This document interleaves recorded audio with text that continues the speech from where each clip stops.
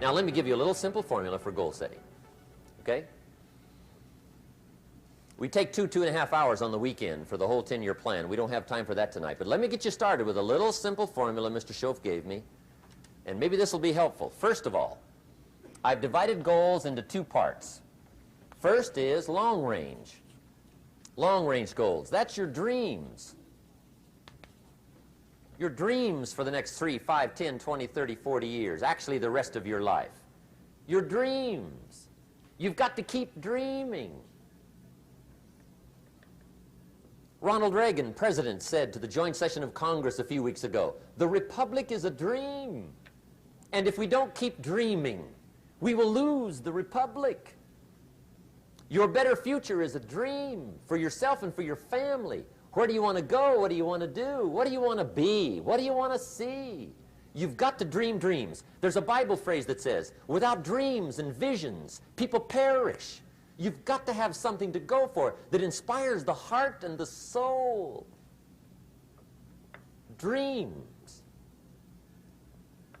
From the children of Sanchez, it says, take the crumbs from starving soldiers, they won't die.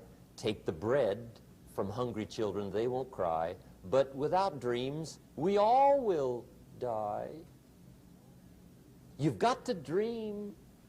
Don't lose your dreams for yourself, for your future, for your family. The dreams of love and enterprise and travel and doing things, becoming something unique on your journey here. Don't lose your dreams. Do some dreaming. That's long-range goals. You've got to have those. So that's number one.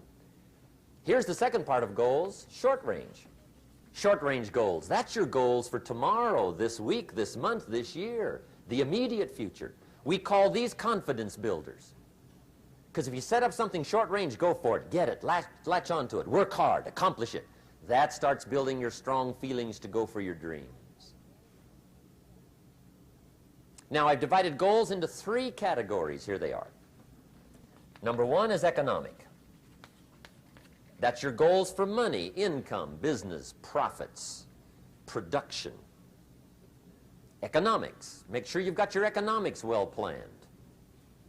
Economics plays a major role in everybody's life. Economics is major, which means it ought to be meticulously well planned for tomorrow, this week, this month, this year, long range. What if you asked somebody tomorrow if you could see their meticulously well-planned list of economic goals? What would they probably say? They say, you some kind of a nut? You must be weird. Hey, I found out what success is. Success is doing what the failures won't do.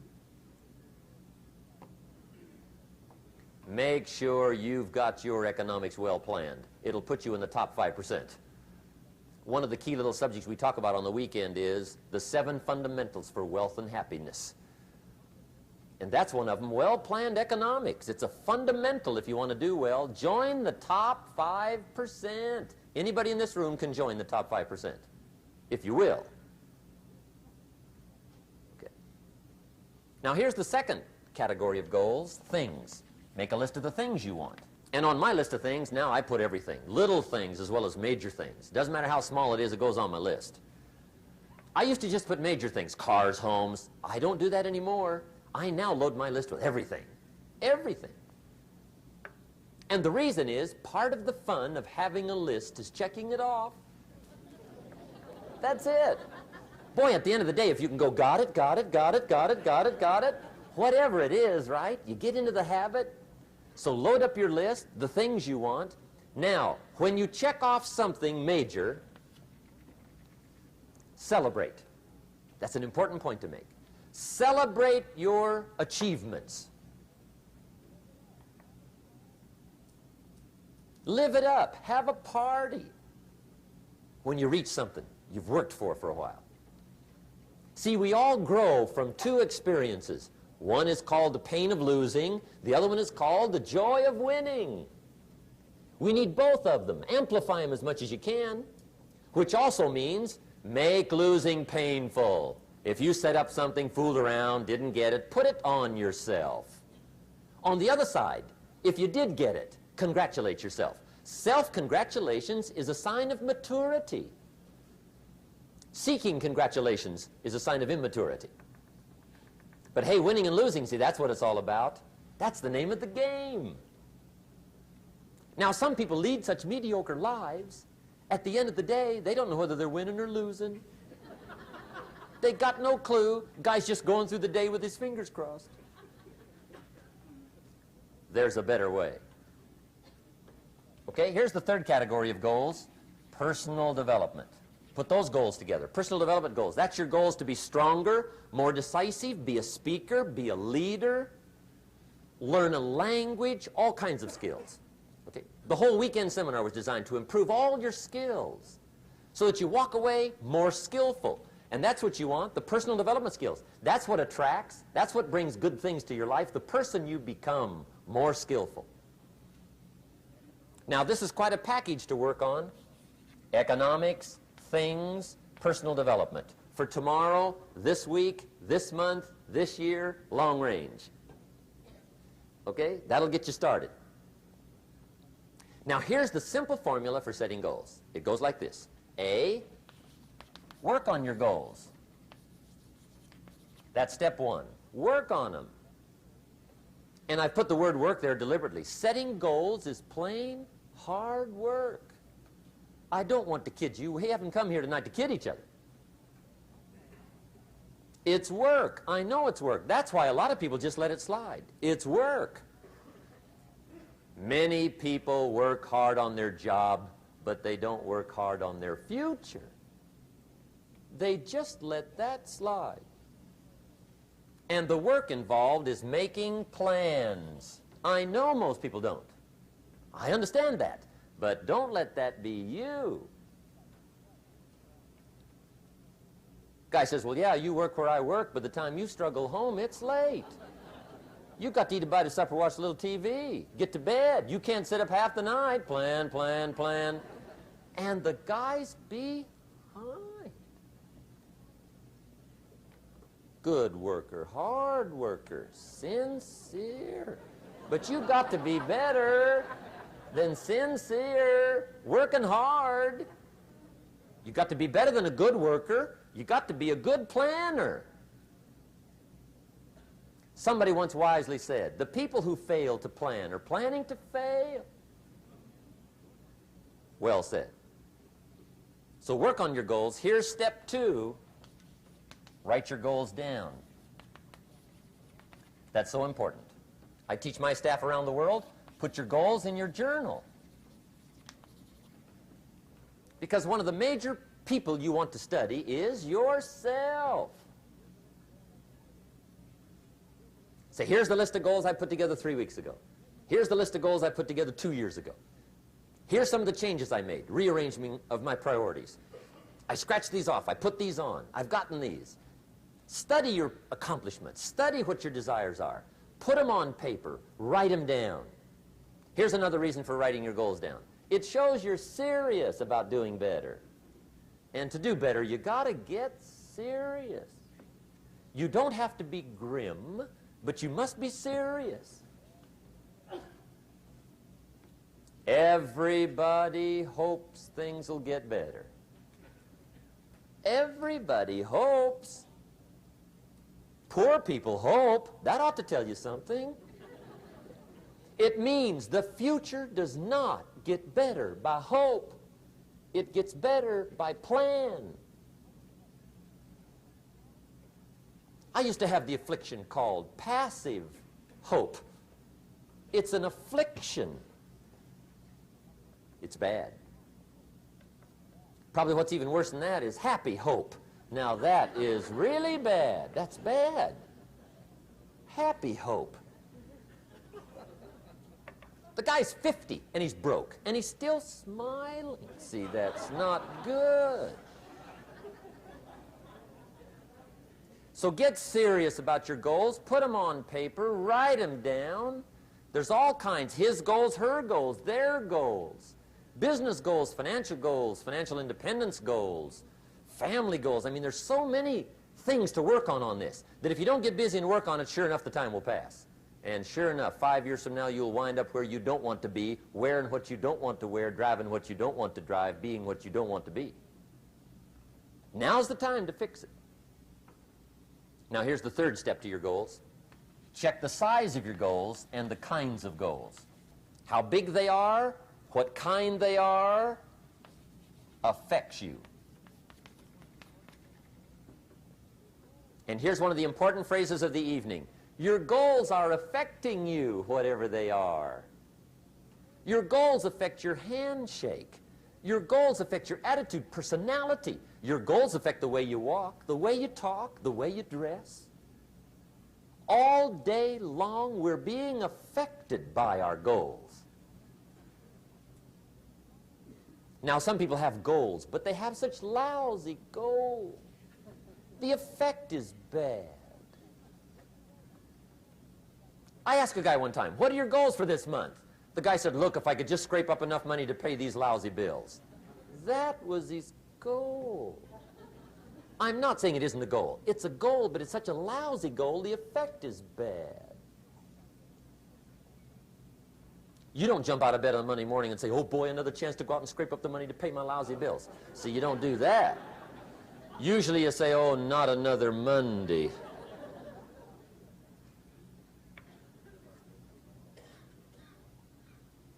And some people have so given up on life, they have joined the thank God it's Friday club.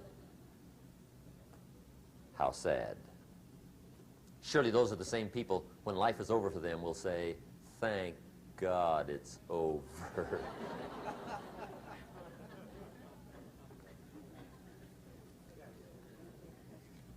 Let me give you a Bible philosophy that teaches how to get whatever you want. That's the title of the next set of notes. How to get whatever you want. From the Bible. Now again, I'm an amateur when it comes to the Bible. I'm not a pro. But this I can quote, and I think that'll be sufficient. How to get whatever you want. Here's what it says if you're ready. It says, ask.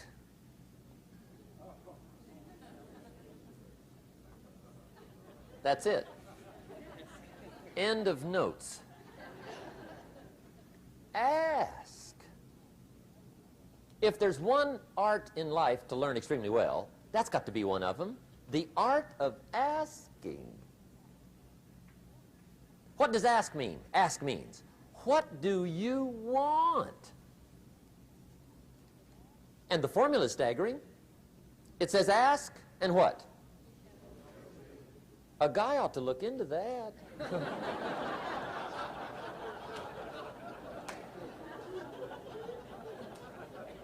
He says, yeah, but you work where I work. By the time you struggle home, it's late.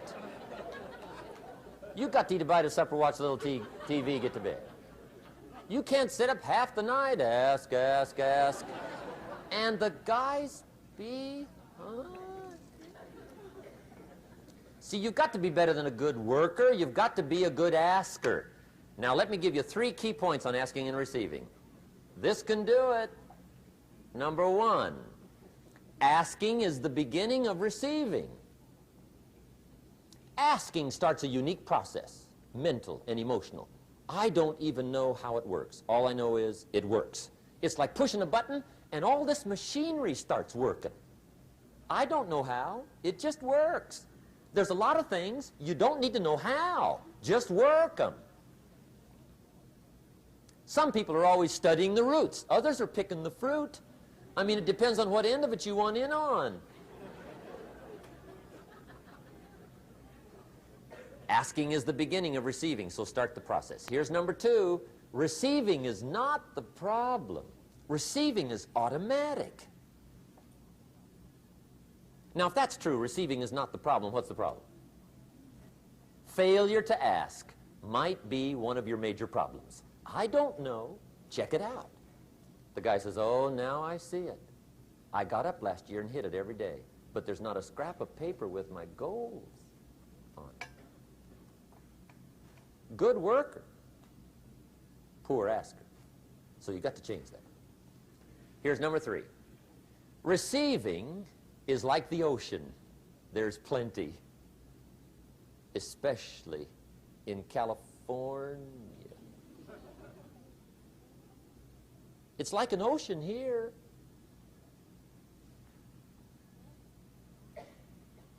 Success is not in short supply. It isn't rationed, and you stepped up to the window and it was all gone. No, no, no.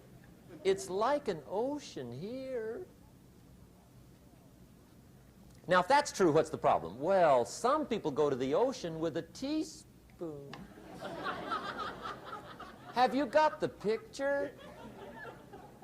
See, what you want to do in view of the size of the ocean is trade your teaspoon for at least a bucket, and you'll look better down at the ocean. Kids won't make fun of you, right? Okay. Now, there's 2 ways to ask, and we'll wrap up goal setting. 2 ways. Here's number 1. Ask with intelligence. It didn't say ask intelligently, but I'm sure it meant that. Don't mumble. You don't get anything by mumbling. Be clear. Be specific. Intelligent asking means how wide, how high, how soon, when, what size, what color, how much. Define what you want and describe what you want. That's powerful. In the weekend seminar we teach, goals become like a magnet. They pull you that direction. And the better you describe them, the more they pull. So ask intelligently. Here's number 2. Ask with faith. That's the childish part of the equation. Believe you can get what you want like a child, not an adult. Adults are too skeptical. So the formula really reads, make plans like an adult and believe in them like a child. And the most incredible things will happen. Just try it for 90 days. Just try it. You can always go back to the old ways. Just try it. Just 90 days, 90 days. Now, here's the last qualifying phrase on goal setting, as we promised to qualify everything. And it simply goes like this. Remember, you won't get everything you want. And we've already studied the reason for that. Simply, sometimes it hails on your crop and rains on your parade. It's that kind of planet. So you won't get everything you want, but if you will work this goal-setting formula, you can get plenty for wealth and happiness. Okay, that's goal setting. We use it around the world.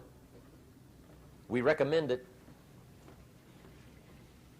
Now, maybe it won't work as well for you as it has for me. I don't know. Maybe not. But what if it did? You got to try. Hello, Darren Hardy here again. I hope you've enjoyed the second installment of Foundations for Success. You know, this particular seminar from Jim is one of my all-time favorites. In fact, I've listened to it so many times, I actually wore out the CDs and had to buy a whole new set. One of the greatest lessons Jim ever taught me came from this seminar. He said, stand guard at the door of your mind. Remember, there's a war going on around you. In today's world, not only do we have a 24-hour news cycle and an endless array of tabloid magazines and television gossip shows, but thanks to some amazing technology, we have instant access to information which can be exchanged freely and almost instantaneously with anyone, anywhere. Every day, we are bombarded with messages coming from every direction. And let's face it, most of those messages are not positive, inspiring, or uplifting.